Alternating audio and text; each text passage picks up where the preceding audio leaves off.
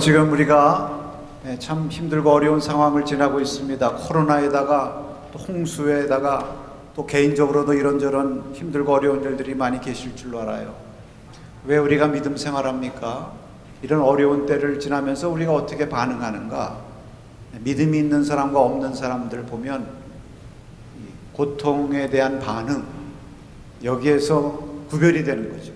대개 믿음이 없고 연약한 사람들은 어렵고 힘든 상황에서 낙심하고 좌절하기 쉽고, 또 어떤 때는 남 탓하고 하나님 탓하고 또 자포자기하고 체념하고 주저앉고 이러기가 쉬운 것이죠. 그러나 믿음이 있는 사람들은 다른 것입니다. 그 반응이 다른 것이죠.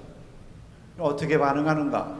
오늘 다윗이 그 자세를 우리에게 보여주고 있는 것입니다. 여러분, 오늘 말씀은 다윗이 하나님께서 자기에게 징계를 내리시는데 얼마나 고통스러워요. 그러나 그것을 믿음으로 잘 받아들이고 잘 새롭게 출발하는 그런 내용을 오늘 말씀하고 있어요. 여러분, 오늘 말씀을 보면 이 밧세바가 낳은 아이를 하나님이 치셨다는 말씀으로 시작합니다. 사실 하나님이 징계지만 얼마나 괴로운 일입니까? 이 다윗은 더 괴로웠을 거예요. 그 아이가 무슨 죄가 있어요? 자기 죄 때문에 그렇게 된 거 아닙니까? 하나님 앞에 눈물로 간구합니다. 여기 간구한다는 말의 히브리 원뜻을 보니까 찾았다. 하나님을 찾는 거예요. 여러분, 다윗이 다시금 전심으로 하나님을 향해 돌아서서 하나님을 찾는 것입니다. 왜 하나님을 찾습니까? 이 징계와 고통 가운데서 하나님 찾는 거예요. 여러분, 그러니까 참 이 징계라고 하는 거 힘들고 어려운 일이고 우리의 삶에 고통이 온다는 것은 참 견디기 힘들지만 영적으로 유익한 점도 있는 거예요. 왜? 그것을 통해서 다시 하나님 찾을 수 있는 거예요. 믿습니까? 그러니까 믿는 사람들은 그것이 낙심의 기회가 아니라 하나님 찾는 기회가 되는 거예요. 할렐루야. 지금 다윗이 그 길을 가는 것입니다. 왜 기도합니까? 그래서 하나님이 불쌍히 여기실까 해서. 하나님 불쌍히 여기신 하나님이니까 그래도 나이를 좀 불쌍히 여기시고 혹시 아이를 좀 살려주시진 않을까. 마지막 희망의 끈을 붙잡고 기도하는데 이래 만에 아이가 죽은 거예요. 여러분, 이럴 때 반응이 어떨까요? 보통 상식적으로 생각할 때 아이가 살았을 때도 병들었을 때도 큰 눈물로 금식하면서 기도했는데 죽었으니 더 문제가 악화된 거 아니에요? 해결이 안 되고 정말 보통 상식적으로는 그냥 주저앉는 게 아니라 이제 그냥 누워버려야 맞는 거 아닙니까? 아예 안 먹는 정도가 아니라 식음을 전폐해야 이게 맞는 게 아니에요? 신하들도 걱정이 돼가지고 아이가 죽었다는 소식을 차마 다윗에게 전하지도 못하고 수군거리기만 하는 거예요. 근데 다윗이 그 모습을 보고 아이가 죽었구나 하는 것을 알고 나서는 어떻게 하느냐? 그 반응이 의외인 것입니다. 예상 밖이에요.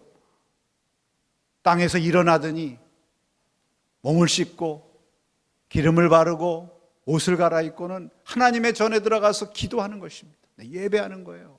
예배, 경배했다고 그랬습니다. 그리고는 와서 음식을 차리라. 그래서 음식을 차려서 먹고 같이 먹는 거예요, 여러분. 이게 보통 상식적으로 다른 반응 아닙니까? 그러니까 신하들이 의아해가지고 아니 왕이시여, 아이가 살았을 때는 금식하시더니 아이가 죽었는데 이제는 음식을 잡수십니까? 그러니까 여러분, 다윗이 오늘 유명한 말을 하죠. 아이가 살았을 때는 혹시 하나님이 불쌍히 여기시고 살려주실까 해서 내가 금식했지만 이제 아이가 죽었으니 내가 어찌 금식하랴? 내가 아이를 다시 살릴 수 있느냐? 나는 그에게로 가지만 그는 나에게로 돌아오지 못하리라. 여러분, 이렇게 말하는 다윗, 그가 냉정하고 아주 침착해서 그렇게 말하는 것입니까? 여러분, 다윗이요 아주 감정이 풍부한 사람이에요. 원래 음악도 하고 시도 쓰고 그러는 사람 아닙니까? 그러니까 눈물도 많아요. 회개할 때도 침상을 적실 정도로 눈물을 흘리고, 대적 사울이 죽었을 때도 애가를 지어가지고 막 조상하고 다른 사람들보다 더 슬퍼하고 그런 사람이 다윗이에요. 여러분, 그게 아닙니다. 여러분, 이렇게 말하는 다윗의 반응은 따라하십시다. 믿음의 반응이다. 믿음의 반응이에요. 믿음이 있으니까 이런 반응하는 겁니다. 그래서 오늘 이 다윗의 이 모습을 보면서 우리가 이 어렵고 힘든 시대를 살아가고 또 우리 삶 가운데도 우리를 슬프게 하고 가슴 아프게 하는 일들이 많이 일어나지만 그러한 현실과 마주치면서 우리가 어떤 믿음의 자세로 살아가야 될 것인가, 이것을 오늘 이 말씀을 통해서 들으면서 주님의 음성 들으시기를 축원합니다. 먼저 슬픔과 아픔의 자리에서 일어나 더 하나님을 예배하는 자리로 나가야 한다는 것입니다. 슬픔과 아픔의 자리, 사실 거기에 주저앉아 있고 싶죠. 슬프면 보통 사람들은 다 그렇게 합니다. 예배, 기도, 내가 이렇게 기도하고 예배했는데 하나님 무슨 응답해 주셔 듣지도 않으시는데 기도할 것도 없다. 아유 힘들고 정신없어 죽겠는데 무슨 예배야. 이러기 쉽죠.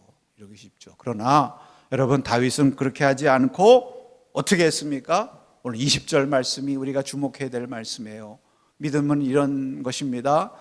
20절 말씀을 한번 같이 볼까요? 본문 20절 말씀. 다윗이 땅에서 일어나 몸을 씻고 기름을 바르고 의복을 갈아입고 여호와의 전에 들어가서 경배하고 왕궁으로 돌아와 명령하여 음식을 그 앞에 차리게 하고 먹은지라. 네, 땅에서 일어났다고 그랬습니다. 슬퍼하며 엎드려 있던 자리에서 일어나는 것입니다. 이제 병들었던 아이가 죽었으니 아유 드러눕자, 이거 아니에요. 거기 매몰돼 가지고 그 자리에서 머물고 왔다 갔다 하지 않고 거기를 착 박차고 일어났다. 여러분, 우리도 슬픔과 좌절의 현실이 찾아올 때 주저앉기 쉽지만 그럴수록 믿음으로 그 자리를 박차고 일어날 수 있도록 여러분 힘달라고 기도하세요. 예수님께서 요한복음 5장에 가서 보면 38년 된 병자를 고치는 말씀 나오죠. 그 베데스다 못이라고 하는 못이 있는데 거기 병자가 오랫동안 누워 있는 거예요. 예수님이 보시고 불쌍하셔서 고쳐줘야 되겠다. 내가 낫기를 원하느냐? 근데 여러분, 낫기를 원하느냐 하면 누워 있으니까 일어나야 될 거 아니에요. 남탓만 하는 거예요, 병자가. 그 못에 전설이 있는데 못에 막 물이 움직일 때 제일 먼저 들어가는 사람이 낫는다, 이런 전설만 믿고 저 물이 동할 때 누가 나를 좀 저기다가 넣어서 나를 고쳐줘야 되는데 다 지들 먼저 가가지고 나는 맨날 여기 누워 있습니다. 남탓만 하는 거예요. 예수님 뭐라고 그랬어요? 그 병자에게 일어나라, 일어나서 내 자리를 들고 걸어가라. 여러분, 회복되고 하나님의 은혜를 받으려면요 먼저 일어나야 되는 거예요. 남 탓해가지고는 안 되는 거예요. 환경 탓하고 하나님 탓해가지고 문제 해결되지 않는 것입니다. 그 슬픔과 상처의 자리, 거기에 머물러 있지 말고 일어나야 될 줄로 믿습니다. 여러분, 일어나세요. 혹시 슬픔과 아픈 그런 자리 그것이 있습니까? 그 상처 자꾸 건드리고 자꾸 그거 하면은 이거 덧나는 거 덧나. 싹 잊어버려야 돼요. 일어나야 되고 힘들지만 주님 말씀 붙들고 일어나시기를 바랍니다. 주님께서 일으켜 주실 줄로 믿습니다. 그리고 나서 몸을 씻었다고 그랬어요. 기름 바르고 옷을 갈아입었다. 몸단장을 하는 거예요. 삶의 의욕을 다시 갖는 거예요. 보통 사람은 삶의 의욕을 찾기 어렵지만 그럴수록 더 삶의 의욕을 갖고 몸단장을 잘해요. 오늘 주님 앞에 나올 때 여러분 몸단장 잘하고 나오셨죠? 아멘. 보니까 다 몸단장 잘하셨네요. 근데 저는 가끔 걱정돼요. 어떤 분은 교회 올 때 막 머리 이렇게 풀어헤치고 나와요. 그러면 무엇부터 염려되냐면 저분 혹시 우울증 아닌가? 여러분, 사람이 이렇게 우울해지고 말입니다. 삶의 의욕이 떨어지면 몸단장을 잘 못해. 씻을 것도 귀찮고 옷도 그냥 하나 가지고 그냥 입고 집에서 입던 것 그냥 쓰레빠 끌고 그냥 바깥에 걸어다니고, 그게 우울한 사람의 모습이에요. 여러분, 삶의 의욕이 있고 그러면 몸단장 잘하는 거예요. 우리 남산의 성도님들은 몸단장도 잘하고 내가 자꾸 씻기도 싫고 머리에 기름 바르기도 싫고 대충 하고 살자 이럴 때 야 이거 마귀가 시험하는구나, 이거 우울하게 나를 만들려고 하는 거. 예수의 이름으로 물리치고 그럴수록 거울도 보시고 한 번 씻을 거 2번 씻고 머리 한 번 기름 바를 거 5번 6번 바르시고. 아멘. 그렇다고 또 너무 그냥 이렇게 쫙 빼고 그냥 현란한 눈 있고 교회 오지 마시고. 자, 그리고 나서 여러분 핵심입니다. 하나님의 전으로 들어가서 경배했다고 그랬어요. 경배. 원망하고 불평하는 대신에 하나님 내 기도도 안 들어주셨다, 살려주실까 했는데 데려가셨네, 이러면서 원망한 게 아니라 하나님의 전에 들어가서 경배했다는 겁니다, 여러분. 아이가 죽었는데 무슨 경배할 일이 있어요? 그러나 다윗은 경배한 것입니다. 여기 경배했다는 말이 히브리어로 와이시타후. 제가 왜 이 말을 하냐면은 요 똑같은 말이 또 한 번 딱 성경에 또 나와요, 구약에. 어디냐? 욥기 1장 20절. 여러분, 욥도 비슷해요. 아니, 어떻게 보면 더 그래요. 욥은 의롭게 살고 잘못한 거 하나도 없고 자기 자식들을 위해서 매일같이 기도하고 번제하고, 혹시 자식들이 무슨 어디 잔치하고 돌아가면 혹시 술 먹고 몸 더럽혔을까 해서 하나님 앞에 그냥 성결 제사 드리고 위에서 헌금 드리고 기도하고 얼마나 정성 들였어요. 근데 그 아이들이 어느 날 사고 당해가지고 하루에 다 죽었습니다. 얼마나 기가 막혀요. 넋이 나가가지고 예배는 무슨 예배야, 정신없어 죽겠네. 하나님 앞에 매일같이 이렇게 자식들을 위해서 기도하는데 하나님, 이게 뭔가. 근데 여러분, 아니에요. 욥기 1장 20절에 보니까 욥이 옷을 찢고 엎드려 예배하였더라. 와이시타우. 참 놀라운 믿음의 자세입니다. 여러분, 우리가 힘들고 어렵고 정신없다고 그래서요, 다른 거 혹시 다 귀찮아서 소홀히 할지 몰라도 하나님의 전에서 하나님께 예배하는 것은 절대로 소홀히 해서는 안 될 줄로 믿습니다. 힘들다고 예배를 거르고, 이건 믿음의 자세가 아니죠. 그럴수록 또 하나님 앞에 예배 드려야죠. 왜? 하나님 앞에 예배 드려야 하나님 주신 은혜와 능력으로 다시 일어나잖아요. 믿습니까? 네. 하나님의 전에 들어가 경배하였다. 이거 보면요, 다윗이 하나님만 바라봤다는 거예요. 하나님만. 그러니까 하나님의 전에 들어가서 경배하죠. 사실 여기 보면요, 그 아이를 위해서 기도하는데 다윗이 눈물로 보니까 아이 곁에 머물러서 기도한 건 아니에요. 왜? 곁에서 머물러서 기도했으면 누구보다도 아이 죽은 걸 다윗이 제일 알 텐데 몰랐어요. 처음엔 아이 죽은지. 신하들이 수군거리는 거 보고 알았다고 성경에 기록되어 있거든요. 그러니까 아이를 위해서 기도했지만 아이와 거리는 둔 거야. 여러분, 우리가 어떤 문제가 있을 때, 어떤 어렵고 힘든 일이 있을 때 그거 가지고 하나님 앞에 나와서 기도해야죠. 아멘. 기도해야 됩니다. 그러나 기도하지만 여러분, 그렇다고 그 문제, 그 아픈 거, 나를 힘들게 하는 거 거기에 붙들려 가지고 기도하면 안 돼. 그것만 바라보고 기도하면 안 돼요. 기도는 누구 바라보고 하는 거예요? 하나님 바라보고 하는 거예요. 하나님. 그러니까 문제를 가지고 나와서 기도하더라도 하나님 바라보고 하나님을 향해서 기도해야 돼요. 믿습니까? 네. 문제의 거리를 좀 둘 줄 알아야 돼요. 그게 믿음인의 자세인 것입니다. 그러니까 하나님께서 우리에게 어렵고 때로는 힘든 일을 주시는 이유가 있습니다. 뭐 징계도 그렇고 또 삶의 여러 고통과 어려움을 주시는데 왜 그러냐? 그 문제와 역경 바라보려는 게 아니라 그것을 통해서 하나님 바라보려는 거예요. 할렐루야. 그것을 통해서 하나님 바라보려는 거예요, 여러분. 우리가 살다 보면 우리의 마음이 분산이 되고 두 마음이 되지 않습니까? 우리의 시선을 자꾸 한눈을 팔아요. 하나님 바라보지 않고 자꾸 한눈을 파니까 하나님이 다시 하나님 보라고 그러시는 거예요. 여러분, 우리 어렸을 때 학교 다닐 때 중학교쯤 가면 좀 괜찮은데 초등학교 때는 왜 이렇게 공부 시간에 떠듭니까?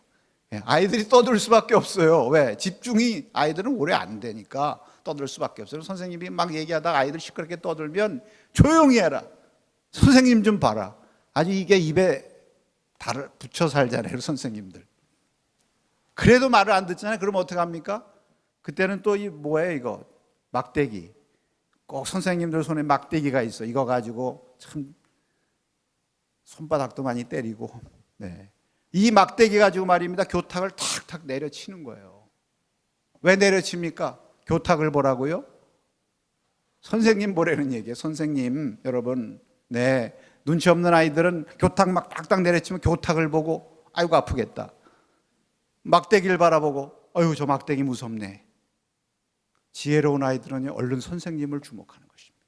선생님의 입에서 무슨 말씀이 나오는지를 듣는 것입니다.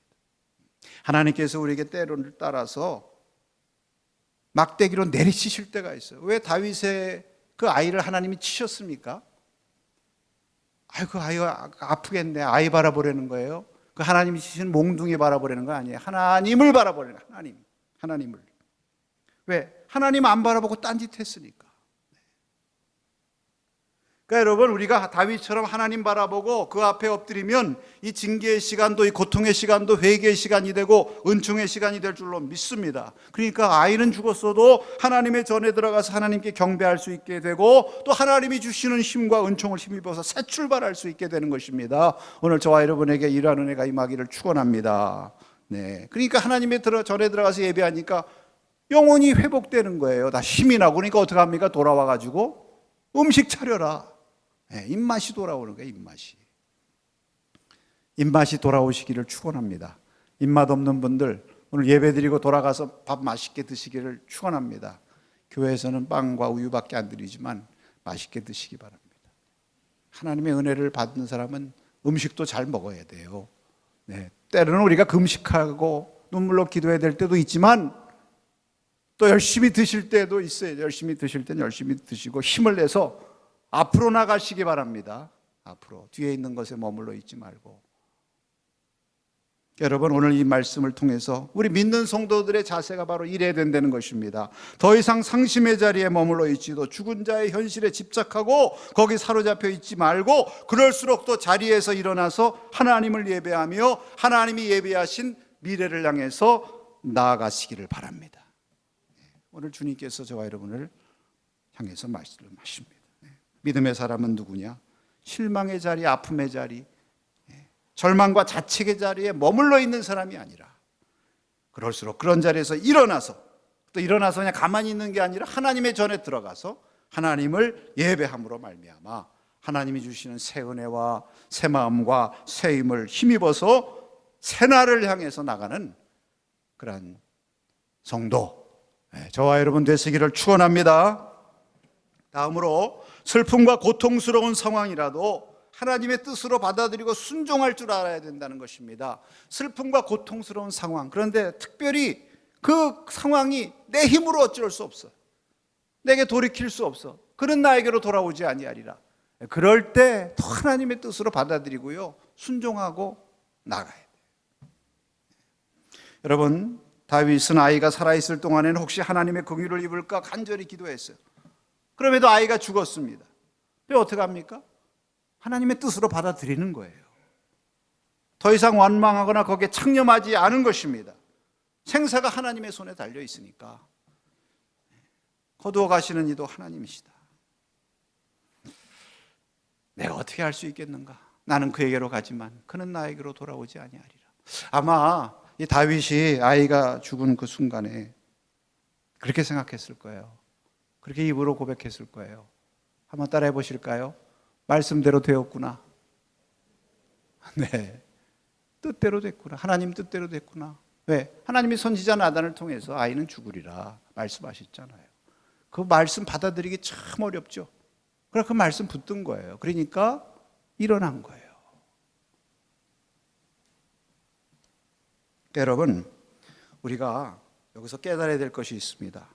우리가 어렵고 답답한 일이 생길 때, 힘든 상황 속에서 꼭 이것을 우리가 이기려면 그 문제 바라보지 말고 무엇을 붙들어야 돼요? 하나님 바라보면서 하나님 말씀을 붙들어야 돼요. 하나님께서 나에게 말씀하셨던 것을 기억해야 됩니다. 아멘이십니까? 네. 그런데 자, 보세요. 어렵고 힘든 일이 생길 때 하나님 말씀을 붙드는데, 우리가 보통은 우리에게 힘 주시고 희망과 소망을 주시고 위로가 되시는 말씀, 약속의 말씀, 이런 것들은 잘 붙들어요. 아멘, 그 말씀대로 나에게 이루어 주시고 내가 하나님 힘 주시는 대로 다시 일어납니다, 이런 말씀도 사모하고. 근데 하나님 말씀이 그런 것만 있는 거 아니거든요. 하나님의 말씀이 또 어렵고 힘든 말씀도 있어요. 때로는 심판하시고 징계하신다는 말씀도 있어요. 그런데 그런 말씀도 붙들어야 돼. 그런 말씀도 붙들어야만 우리가 이 어려운 역경을 양동작전으로 이길 수 있는 거예요. 양동작전으로. 근데 이게 잘 안 됩니다. 그래서 힘든 일이 생기면 왜 이런 힘든 일이 생기나 낙심하고 시험에 들죠. 여러분, 복음서에 보면요, 이런 흥미있는 사실을 우리가 볼 수 있습니다. 예수님께서 이제 공생의 마지막 기간에 제자들에게 하시는 게, 이제 앞으로 내가 예루살렘에 올라가면 대제사장과 서기관들의 손에 넘기시고 십자가에 고난당하실 것이다 하는 순한 예고를 해요. 한 번도 아니고 세 번. 여러분, 세 번씩이나 순환 예고했다는 것은 이거 알아들으라는 얘기거든요. 이 말씀을 붙들고 꼭 기억하고 있어라. 그래야 그 상황이 올 때 너희들이 이길 수 있다.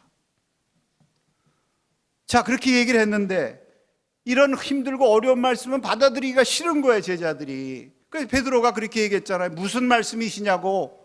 그 말씀대로 되면 안 됩니다. 그런 말씀 하시지 말라고. 붙들었어야 되는데 이거를 붙들질 않고 기억하질 않아요. 그냥 막상 정말 십자가 고난이 다가오니까 시험하고 좌절하고 다 실망한 거예요. 두려워가지고 다 도망간 것입니다.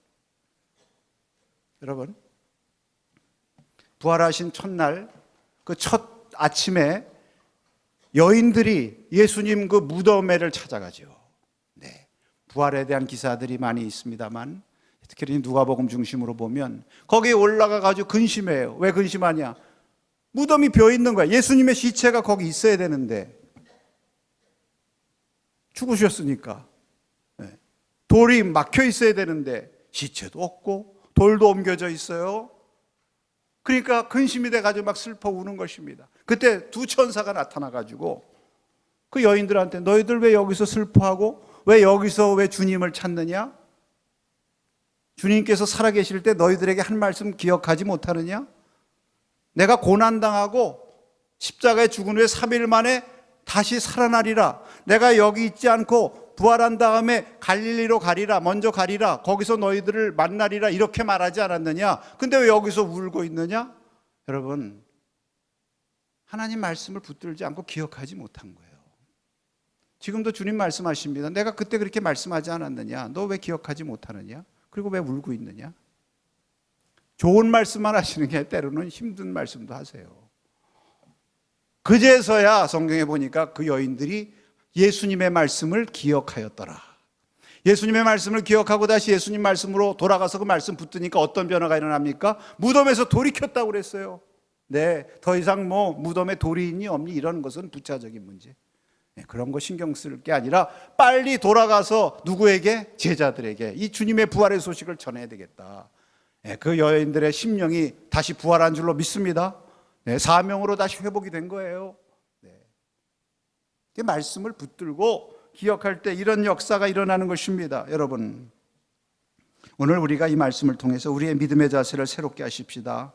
주여, 하나님의 뜻이라면 아무리 고통스럽고 힘든 상황이라도 믿음으로 받아들이고 순종하며 지고 가게 하옵소서. 무엇보다 하나님 말씀 기억하면서 그런 상황도 하나님의 뜻으로 믿고 나가게 하옵소서. 아멘이십니까? 네. 근데 이제 이런 말씀 안 붙들고 자꾸 이 떼 쓰다가 더 어려움 당하는 사람들이 많아요. 우리가 기도도 그렇습니다, 여러분. 기도. 우리가 하나님의 뜻을 확실히 알지 못하고 하나님이 살려주시겠지 하는 희망 가지고 다 기도하죠. 또 그럴 때 우리가 열심히 기도해야 됩니다. 근데 어느 순간 하나님께서 알려주실 때가 있어요. 사도 바울이 자기 가시 문제를 가지고 하나님 앞에 기도할 때 가시를 그래도 제거해 주시는 것도 하나님의 뜻이겠다 이렇게 생각하는 순간은 하나님 앞에 기도했어요. 계속 3번씩 기도했어요. 근데 어느 순간 하나님께서 뜻을 알려주셨습니다. 내 은혜가 내게 족하다. 깨달았어요. 아, 이 가시와 함께 사는 게 하나님의 뜻이구나. 그 다음서부터는 거기에 대해서 아멘 족합니다 하고 더 이상 기도하지 않고 다른 기도해요. 근데 우리는 계속 그 기도 또 해. 그 마치 우리 어린 자녀들이 말입니다. 자꾸 떼써가지고 달라고 그래. 근데 됐어. 이거는 안 돼. 그러면 알았어요. 그리고 가면은 괜찮은데 그래도 계속 떼쓰다가 한 대도 맞아. 여러분, 그때부터의 기도는 주님의 뜻대로 하는 기도가 아니라 내 뜻대로 하는 기도죠. 여러분, 그런 시간에 다른 기도 해야죠. 다른 기도. 하나님, 이건 하나님의 뜻으로 받아들이고 내가 이것은 감당하겠으니까 하나님 이 십자가 질 수 있는 힘 주십시오. 이렇게 기도하시고 다른 사람 위해서 기도하시기 바랍니다. 믿습니까? 네, 그게 믿음의 자세라는 거예요. 여러분, 이미 돌이킬 수 없는 일, 그가 나에게로 돌아오지 아니라 이런 것은요, 가게 하라. 네, 가게 하라. 내 힘으로 바꿀 수 없는 일을 하나님께 맡기라. 거기에 대해서 자꾸 집착하고. 여러분, 하나님은 이미 아이를 데려가시기로 작정하셨는데, 그렇게 뜻하셨는데 자꾸 자꾸 왜 데려가셨느냐, 왜 살려내라, 왜 살려내라, 그건 뭐예요? 하나님하고 맞싸우는 거지. 집착. 여러분 성경에 보면요, 마귀가 꼭 어떻게 시험하느냐 하면 하나님이 허락하지 않으신 것, 우리가 돌이킬 수 없는 것, 우리의 힘으로 할 수 없는 것, 이걸 자꾸 집착하게 하는 거예요. 그거 가지고 자꾸 원망하게 하고 하나님의 뜻으로 안 받아들이고 자꾸 불평하게 하고. 그러나 여러분 기억하세요. 하나님이 왜 허락하시지 않느냐? 그것은 허락하시지 않아도 너가 충분히 살 수 있기 때문이다, 그거예요. 예. 나에게도 돌아오지 않는 그 죽은 아이가 너의 삶의 운명을 결정하는 거 아니다. 오히려 나는 너에게 또 새로운 축복을 예비하고 있다. 그 아이보다 더 귀한 축복, 하나님이 약속하시고 하나님이 주시겠다고 하신 평안의 아들 솔로몬이 기다리고 있다. 이거 깨닫게 하시기 위함인 줄로 믿으시기 바랍니다. 네. 여러분, 그가 내게로 돌아오지 아니하리라, 이런 말을 하며 하나님의 뜻으로 받아들인 다윗이 그 다음에 어떻게 했는가? 여러분 이것을 잘 보셔야 돼요. 자신에게 돌아올 수 없는 아이로 인해 상심하기보다는 도리어 자신 곁에 있는 자들, 산자들을 위로하고 새롭게 출발합니다. 네. 여러분, 신하들을 위로해요. 네. 여러분, 음식을 먹었다는 게 신하들 위로하는 거 아닙니까? 네. 아니 어떻게 아이가 죽었는데도 음식을 잡수십니까? 더 금식하지 않으시고 그렇게 염려하는 신하들을 평안하게 해주려고, 야, 아이가 죽었는데 내가 금식한다고 아이가 돌아오겠느냐? 우리 살아있는 사람들이랑 열심히 먹고 힘내자. 여러분 이게 위로 아니에요. 예, 왕이 맨날 주저앉아가지고 눈물이나 흘리고 안방에, 깊은 방에 들어앉아 있으면 얼마나 옆에서 불안하고 힘듭니까? 뿐만 아니에요. 여러분 오늘 23절까지 말씀 읽었습니다만 24절에 보니까 중요한 말씀 나옵니다. 24절 말씀. 다윗이 그의 아내 밧세바를 위로하고 그에게 들어가 그와 동침하였더니 그가 아들을 낳음에 그의 이름을 솔로몬이라 하니라. 여호와께서 그를 사랑하시니라. 여기 비로소 그의 아내라고 나오죠. 밧세바. 밧세바를 위로해요, 다윗이. 산자. 사실 밧세바도 얼마나 불쌍해요. 네. 물론 연루도 돼 있지만은 자기 배로 나온 자식이 그렇게 죽었으니 얼마나 가슴 아파요. 그런 밧세바를 위로하고, 그래서 또 위로하고 그 아들을 낳았는데 이름도 솔로몬, 평안의 아들. 스스로도 평안하고 옆에 있는 사람들도 평안하게 만들고 싶은 거예요. 위로하고 싶은 거예요. 하나님이 그런 다윗의 마음을 보시고, 그래 네가 그렇게 사니 내가 너를 위로하마. 그래서 솔로몬을 기뻐하시고 사랑하신 줄로 믿습니다. 그래서 정말 약속의 아들 주셨잖아요. 여러분 욥이 그 어렵고 고난 가운데서도 힘들지만 그래도 하나님 경배하고, 네, 그렇게 하니까 하나님이 그를 위로하셨잖아요. 이게 나중에 갑절로 주셨잖아요. 사랑하는 여러분, 하나님은 죽은 자의 하나님이 아니라 산 자의 하나님이심을 믿으십니까? 아멘. 하나님은 산 자의 하나님이라고 그랬어요. 이미 죽은 자들 죽음의 현실에 너무 창념하고 머물다가 산 자들 소홀히 해서는 안 되는 거죠. 그래서 예수님께서도 죽은 자들은 죽은 자들로 장사하게 하고 너는 나를 따르라고 하셨습니다. 여러분 죽은 자들의 자리, 상실과 슬픔의 자리에 머물러 있지 말고 일어나서 주님의 전에 가서 예배하고 주님과 함께 또 음식 먹으면서 옆에 있는 살아있는 귀한 자들과 함께 새롭게 출발하는 믿음의 성도 되시기를 축복합니다. 때로는 힘들고 말입니다. 어렵고 가슴 아픈 일들 일어나고 또 내 뜻대로 마음대로 할 수 없어서 더 안타깝고 한계도 느끼고 답답한 그런 일들 많이 일어나지만 그럴수록 하나님의 뜻에 맡기고 말씀대로 이루어지이다. 그러면서 나에게 주신 것, 나에게 남겨있는 자들 귀하게 여기면서 살 때 하나님께서 그런 자를 귀하게 여기시고 다윗에게 솔로몬 주신 것처럼 욥에게 갑절의 은총을 주신 것처럼 저와 여러분에도 갑절의 은총과 위로로 갚아주실 줄로 믿습니다. 이 믿음 가지시고 이 어려운 시기를 잘 이겨나가시고 여러분의 삶 가운데 어렵고 힘든 일 생길 때 잘 믿음으로 승리하시기를 주의 이름으로 축원합니다. 기도합니다.